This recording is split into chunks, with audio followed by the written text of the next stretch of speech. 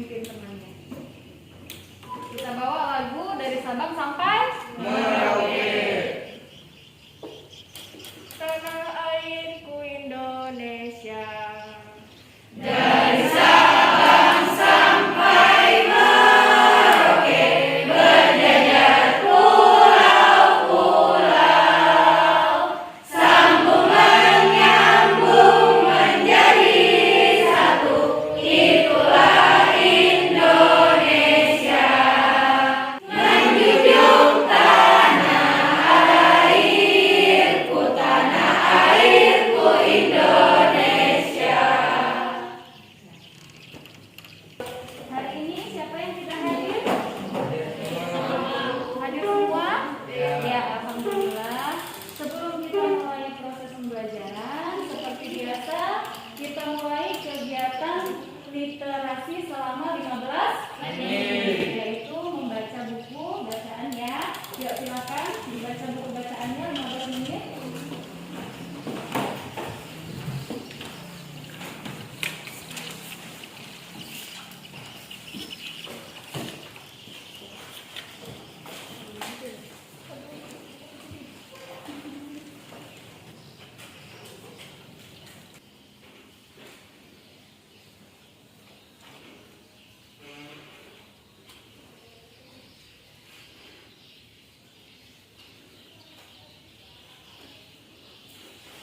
Baik, anak-anak, sudah 15 menit. Silakan ditutup kembali bukunya. Ya, buka buku pelajaran kita, buku IPS. Materi minggu lalu kita sudah membahas tentang redistribusi pendapatan. Ya, itu adalah materi di bab 3. Ya. Siapa yang masih ingat apa itu redistribusi pendapatan?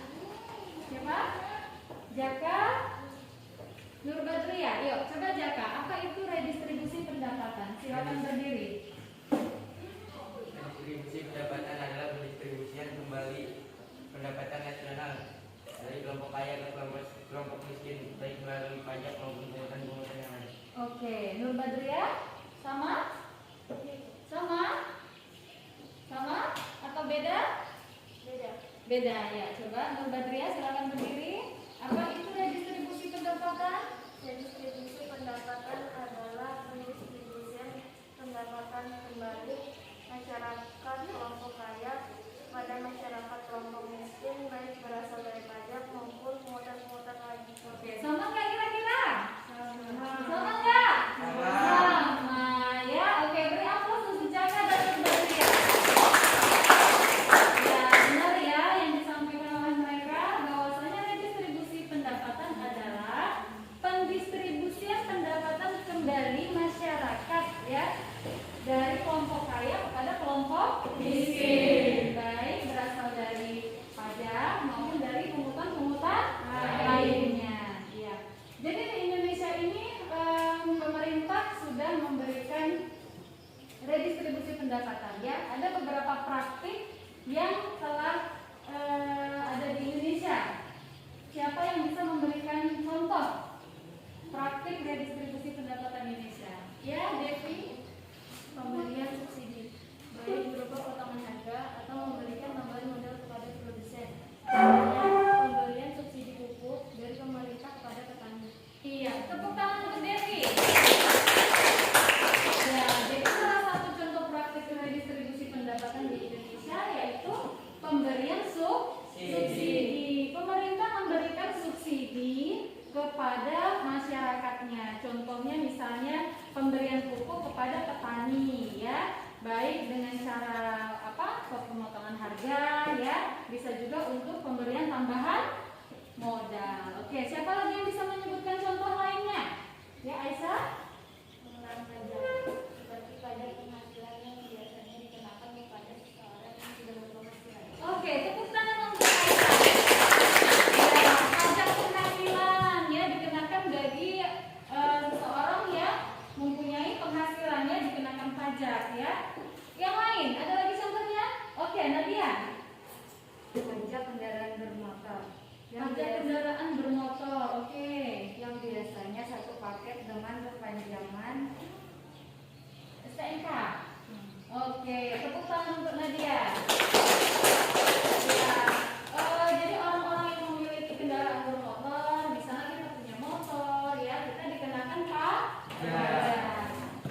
Apa lagi? Ada lagi Kak contoh lainnya? Oke? Melinda? Barang mewah. Pengenaan pajak pada barang mewah. Gimana contohnya itu? Misalnya seseorang membeli mobil Ya. dari luar negeri dan dikenakan pajak sebesar 10% dari barang mewah tersebut. Oke, tepuk tangan untuk Melinda. Berarti semuanya masih ingat materi minggu lalu. Bagus sekali. Sekarang kita masuk ke materi bab 4 ya, yaitu tentang perubahan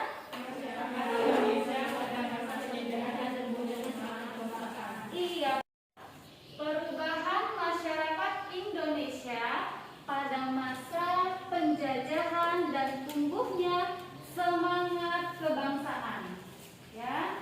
Kompetensi dasar 3.4 menganalisis kronologi perubahan dan kesinambungan ruang dalam lingkup geografis, politik, ekonomi, pendidikan, sosial, budaya dari masa penjajahan sampai tumbuhnya semangat kebangsaan. Ya, tujuan pembelajaran kita hari ini. Jadi setelah belajar materi ini, diharapkan kalian dapat menjelaskan latar belakang kedatangan bangsa Barat ke Indonesia.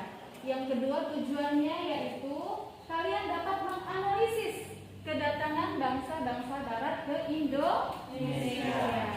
Oke. Nah, di sini ada peta konsep. Ini adalah keseluruhan materi di bab 4 yang akan kita pelajari hari ini, yaitu tentang kedatangan bangsa Barat. Ya, poin A yang mau kita pelajari. Untuk poin B dan poin C akan kita pelajari pada materi berikutnya, ya, pertemuan selanjutnya. Iya. Nah, di sini ada gambar apa? Iya, ada gambar peta Indonesia, ya. Nah, ini pulau apa? Pulau Sumatera. Sumatera, bagus. Yang ini? Jawa. Ini? Kalimantan. Yang ini? Sulawesi. Ini? Oke, bagus sekali. Kita berada di posisi yang mana? Tempat tinggal kita di pulau yang mana? Iya, tepuk tangan untuk Delina. Jadi kalian sudah tahu semua peta Indonesia, oke? Sekarang kalian coba amati peta selanjutnya. Nah, ini peta apa? Peta posisi Indonesia di antara Iya, ini adalah peta posisi Indonesia di antara negara-negara Asia dan Australia. Tadi kalian sudah melihat peta Indonesia. Sekarang siapa yang bisa menunjukkan mana posisi letak Indonesia? Yuk, yang paling atas ininya ya. Yang mana? Mana dia? Oke, tepuk tangan. Nah, jadi letak posisi Indonesia itu ada di sini. Ya, ini dia. Oke. Nah, kita lihat lagi, kita perbesar lagi. Nah, ini dia ya, kalau diperbesar ya. Ini adalah peta posisi Indonesia di antara negara-negara Asia dan Australia. Kita berada di sini. Nah, coba diamati. Indonesia diapit oleh Dua samudra dan dua Iya, dua benua dan benua samudra. Benua apa?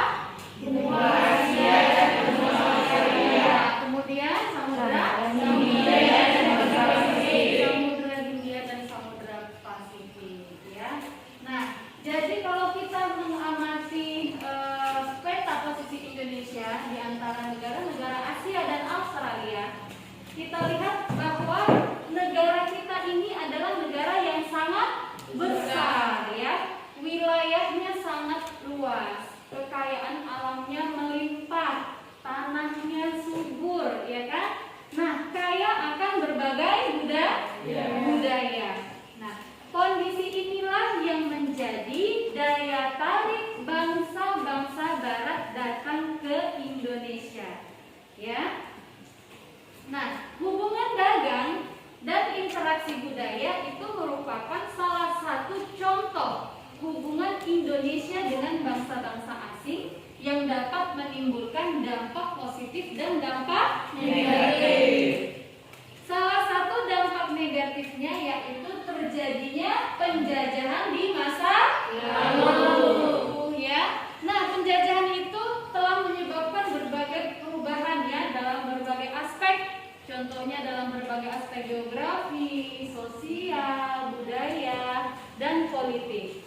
Nah, kita masuk ke latar belakang kedatangan bangsa-bangsa Barat ke Indonesia.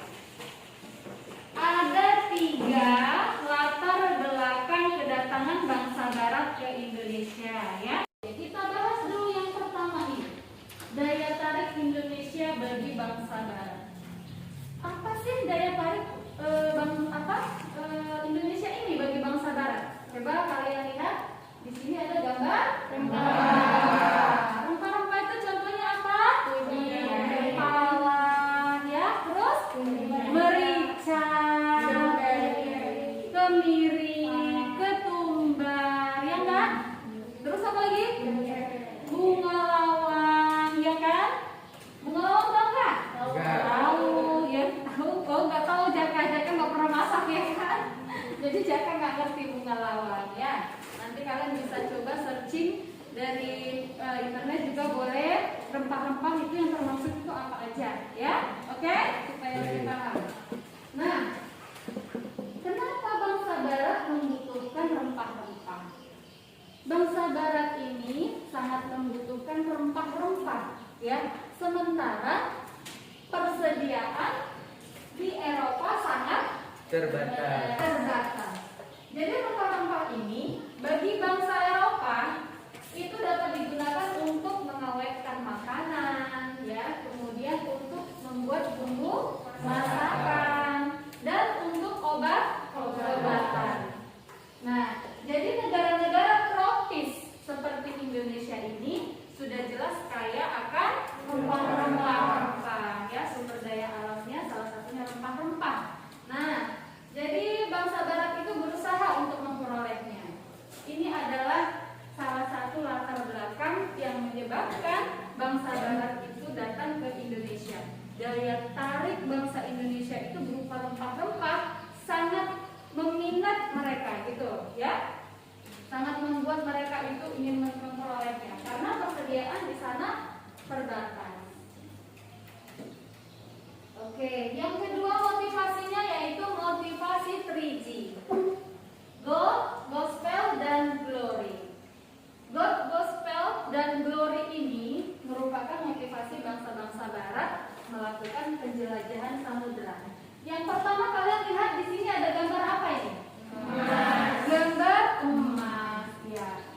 Gold itu artinya emas, identik dengan kekayaan, ya.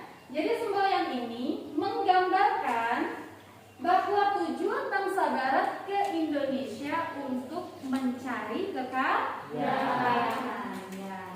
Yang kedua ada glory. Nah, simbolnya ini ya, mahkota. Nah, glory ini bermakna kejayaan bangsa. Jadi tujuan mereka datang ke Indonesia yaitu untuk mencari kejayaan atau kekuasaan atas wilayah jajahannya. Yang ketiga yaitu gospel. Gospel ini keinginan bangsa Barat untuk menyebarluaskan agama ya, yaitu agama Nasrani, khususnya agama Kristen, ke bangsa-bangsa Asia, Afrika, kemudian Amerika Selatan. Jadi ketiga motivasi ini, motivasi 3G ini adalah latar belakang kenapa bangsa Barat datang ke Indonesia, ya. Mereka mau mencari kekayaan, mereka mau mencari kejayaan, kemudian mereka mau menyebarluaskan ajaran agama, yaitu agama Kristen. Nah, yang ketiga, ini gospel glory ini masih ke sini ya, God, glory dan gospel. Nah, ketiga motivasi 3G ini itu diyakini sebagai penyebab muncul dan berkembangnya kolonialisme dan imperialisme. Ya, pernah dengar ya kolonialisme dan imperialisme ya? Nah, kolonialisme dan imperialisme ini sama-sama mengeksploitasi negara yang ditaklukkannya. Ya, kita lihat perbedaannya. Nah, kolonialisme itu merupakan upaya yang dilakukan negara-negara penguasa dalam rangka menguasai suatu daerah atau wilayah untuk mendapatkan sumber daya. Jadi targetnya di sini adalah menguasai sumber daya alam ya, bidang perdagangan. Itu kalau kolonialisme. Sementara imperialisme yaitu suatu sistem dalam dunia politik yang bertujuan untuk menguasai negara lain dalam memperoleh kekuasaan atau keuntungan dari negara yang dikuasainya. Jadi targetnya di sini lebih mengejar apa? Lebih mengejar apanya? Iya, lebih mengejar individunya, penduduknya ya. Nah, yang satu dia targetnya lebih menguasai ke sumber daya alamnya, sementara yang satu lagi ini dia targetnya lebih mengejar ke individunya. Ya, mereka mau menciptakan kerajaan atau sistem pemerintah dan memperluas daerah kekuasaannya. Ya. Nah, latar belakang yang ketiga. Latar belakang yang ketiga yaitu revolusi industri. Revolusi industri yang terjadi sekitar tahun 1750 hingga 1850 ini merupakan salah satu pendorong kedatangan bangsa-bangsa barat ke Indonesia ya. Apa itu revolusi industri? Siapa yang tahu? Ya, Jaka, berdiri silakan. Pergantian atau perubahan secara menyeluruh dalam memproduksi barang dari sebelumnya menggunakan tenaga manusia dan hewan menjadi tenaga mesin. Iya, tepuk tangan untuk itu adalah pengertian revolusi industri. Jadi revolusi industri ini merupakan pergantian atau perubahan secara menyeluruh dalam memproduksi barang, ya. Kalau yang dulunya memproduksi barang menggunakan tenaga manusia dan hewan, sekarang sudah menggunakan tenaga mesin. Jadi adanya perubahan dari tenaga manusia dan hewan menjadi tenaga mesin. Itu adalah revolusi industri. Ya. Nah, dengan adanya penggunaan mesin dalam industri menjadikan produksi itu lebih efisien, ya. Kemudian ongkos produksi juga dapat ditekan, serta barang dapat diproduksi dalam jumlah yang besar dan cepat, ya. Nah, berkembangnya revolusi industri ini menyebabkan bangsa barat memerlukan bahan baku yang lebih banyak, ya. Oleh sebab itu, revolusi industri ini merupakan salah satu latar belakang kedatangan bangsa-bangsa barat ke Indonesia. Ya, lihat ya dari gambar ini ya. Salah satu pengaruh revolusi industri yang sangat terasa yaitu dalam bidang apa ini? Apa namanya? Iya, transportasi.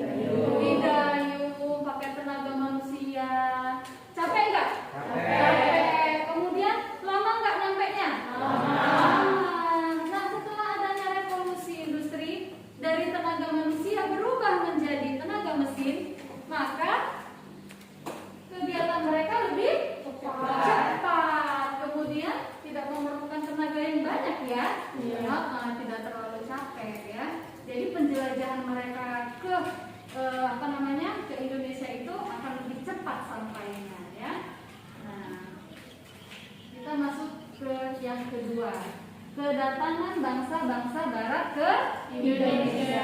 Nah, coba dilihat. Ini ada peta apa ini? Perjalanan bangsa barat ke Indonesia. Iya, peta perjalanan bangsa barat ke Indonesia. Nah, kalau kita lihat satu persatu, tanda panah merah ini adalah bangsa Portugis. Tanda panah biru adalah Belanda. Yang hitam adalah Spanyol. Nah, bangsa Portugis yang tanda merah ini melakukan perjalanan penjelajahan melalui wilayah timur hingga sampai ke Ternate. Nah, kemudian disusul oleh bangsa Spanyol. Bangsa Spanyol tadi warna apa? Tanda panahnya, garisnya? Hitam. Ya, warna hitam. Bangsa Spanyol ini melakukan penjelajahan melalui wilayah barat hingga sampai ke Tidore. Nah, yang terakhir bangsa Belanda. Bangsa Belanda yang garis biru. Nih ya, perhatikan ya. Nah, bangsa Belanda melakukan penjelajahan dengan mengikuti rute pelayaran si bangsa Portugis. Rutenya hampir sama ya? Iya. Nah, yaitu menyusuri pesisir timur Afrika, di Afrikanya, dari Tanjung Harapan sampai ke Banten. Itu adalah perjalanan mereka, itu perjalanan itu. Nah, kedatangan bangsa Portugis di Maluku. Perjalanan bangsa Portugis mencari sumber rempah-rempah itu diawali dari kota Lisabon, Portugis, ya. Nah, pada tahun 1486, Bartolomeus Dias melakukan pelayaran ke India. Ini orangnya ya. Tapi saya ekspedisinya itu gagal. Nah, ini rutenya si Dias ini. Kemudian Portugis mencapai Malaka pada tahun 1511 di bawah pimpinan Alfonso de Albuquerque. Ia berhasil menguasai Malaka dan Myanmar. Selanjutnya, Portugis menjalin hubungan dagang dengan Maluku sehingga pada tahun 1512 bangsa Portugis telah berhasil sampai di Maluku di bawah pimpinan Antonio de Abreu dan Francisco Serrao. Ya. Nah, kemudian ekspedisi bangsa Inggris. Persekutuan dagang milik Inggris itu diberi nama EIC, ya, East India Company. Ya. Di dalamnya itu bergabung para pengusaha, ya, pengusaha Inggris, ya. Nah, walaupun Inggris itu tiba di Kepulauan Nusantara, pengaruhnya itu tidak terlalu banyak seperti kedatangan bangsa Belanda ke Indonesia, ya. Kenapa? Karena disebabkan EIC itu terdesak oleh Belanda. Jadi si Inggris itu menyingkir ke India atau ke Asia Selatan dan Asia Timur, ya. Oke. Nah, yang ketiga, kedatangan Belanda di Jayakarta atau Jayakarta. Nah, Jayakarta merupakan pelabuhan penting di Pulau Jawa yang kemudian menjadi markas VOC. Nah, bagaimana proses kedatangan bangsa Belanda ke Indonesia? Nah, coba disimak ya. Seorang pelaut Belanda yang bernama Cornelius de Houtman, ini orang ini, dia memimpin ekspedisi ke Indonesia, ya. Pada tahun 1595, armada de Houtman mengarungi ujung selatan Afrika, ya. Selanjutnya dia terus menuju ke arah timur melewati Samudra Hindia. Pada tahun 1596, armada de Houtman ini tiba di pelabuhan Banten melalui Selat Sunda. Nah, kedatangan Houtman di Indonesia kemudian disusul oleh ekspedisi-ekspedisi lainnya. Nah, jadi ini si Houtman ini membawa pengaruh, ya, pengaruh penting. Karena dia datang ke Indonesia, jadi muncullah ekspedisi-ekspedisi lainnya sama-sama dari Belanda. Nah, jadi dengan banyaknya pedagang Belanda di Indonesia itu menyebabkan persaingan di antara mereka sendiri, ya, karena saking banyaknya mereka itu mau rebutan, mau menguasai, gitu. Jadi banyak persaingan.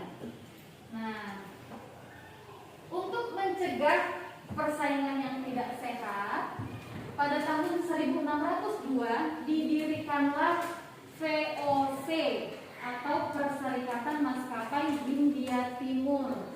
Ya, itu merupakan penggabungan atau merger dari beberapa perusahaan dagang Belanda. Nah, Gubernur Jenderal VOC yang pertama itu siapa? Siapa? Iya, Peter Both. Nah, jadi Peter Both ini mendirikan pusat dagang VOC di Ambon, Maluku, ya. Namun kemudian pusat dagang itu dipindahkan ke Jayakarta atau Jakarta karena VOC memandang bahwa Jawa itu lebih strategis, ya. Jadi Jawa itu lebih strategis sebagai lalu lintas perdagangan. Nah, makanya mereka mau memindahkan VOC ini ke Jayakarta. Nah, selain itu Belanda ini menyingkirkan saingan mereka.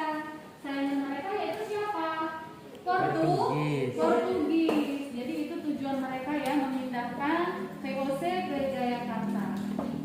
Nah, Pangeran Jayawikarta, jadi saat itu dia penguasa bagian wilayah Banten. Nah, dia memberi izin kepada VOC untuk mendirikan kantor dagang di Jayakarta. Selain dia memberikan izin kepada VOC, Pangeran Jayawikarta juga memberikan izin pendirian kantor dagang kepada EIC Inggris. Gubernur Jenderal VOC, Jan Pieter Stuyvesant, membujuk penguasa Kerajaan Banten untuk memecat Pangeran Jayawikarta, ya, sekaligus memohon agar izin kantor dagang Inggris EIC dicabut. Oke. Nah, jadi pada tanggal 31 Mei 1619 keinginan VOC dikabulkan oleh Raja Banten. Nah, karena hal itu terjadi, jadi momentum itu yang kemudian menjadi mata rantai kekuasaan VOC dan Belanda pada masa berikutnya. Jadi setelah disetujuinya, dikabulkan oleh Raja Banten keinginan mereka, VOC menikmati keleluasaan dan kelonggaran yang diberikan penguasa Banten, ya. Akhirnya Jayawikarta diubah oleh VOC namanya menjadi Batavia. Jadi kemudian VOC itu mendirikan benteng sebagai tempat pertahanan, kantor dagang, ya, pusat kantor dagang, kemudian sebagai pusat pemerintahan, ya. Nah, jadi masa inilah yang menjadi sandaran perluasan kekuasaan Belanda pada perjalanan sejarah selanjutnya. Oke. Sampai di sini materi kita bisa dipahami? Bisa, Bu. Bisa? Bisa, Bu. Ada pertanyaan? Tidak. Jadi latar belakang datanya ke bangsa Barat ke Indonesia ada berapa? Tiga. Yang pertama apa? Kedatangan bangsa Portugis. Daya tarik bangsa Indonesia bagi bangsa Barat. Apa daya tarik Indonesia? Rempah. Indonesia kaya akan rempah. Kemudian apa latar belakangnya? Motivasi. 3G. Apa itu 3G? Growth, sosial, dan glory. Oke, yang ketiga latar belakangnya? Revolusi industri. Apa itu revolusi industri? Perubahan atau pergantian secara menyeluruh dalam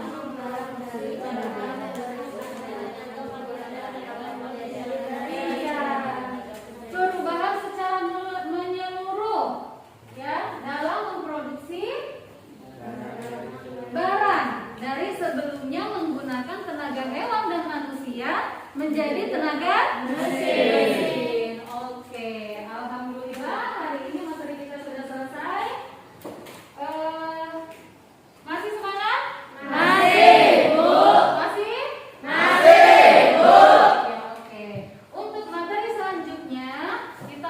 membuat kelompok ya. Kita punya 3 kelompok kan? Ada 3 ya?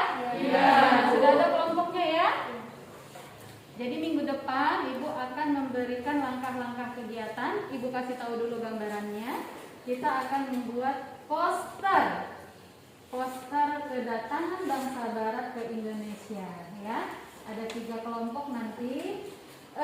Untuk alat dan bahan akan Ibu sampaikan nanti ya. Nah, sekarang materi kita sudah selesai.